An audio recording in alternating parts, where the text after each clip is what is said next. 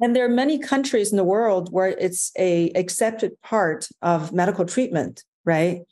Yeah, that's right. So it's certainly in Germany, which is where a lot of this was originally developed. Certainly in Germany, definitely in the Middle East, all throughout the Middle East. Also, all in a lot of areas in South America.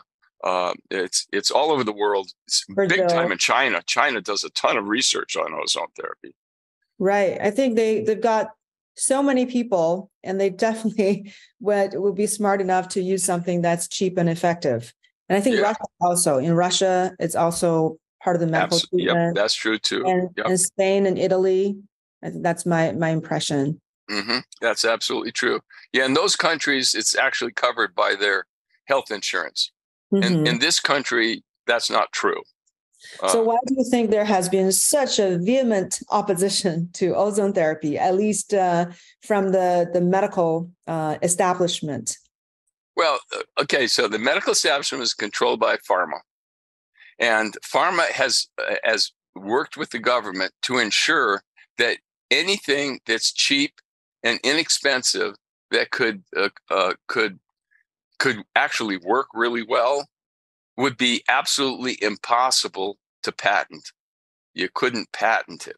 So they've arranged so the legal system here in the United States is such that in order to get ozone approved by insurance companies, including Medicare, you would have to, pony up like $20 million worth of research data to get that through, because they won't accept the research data that's already published.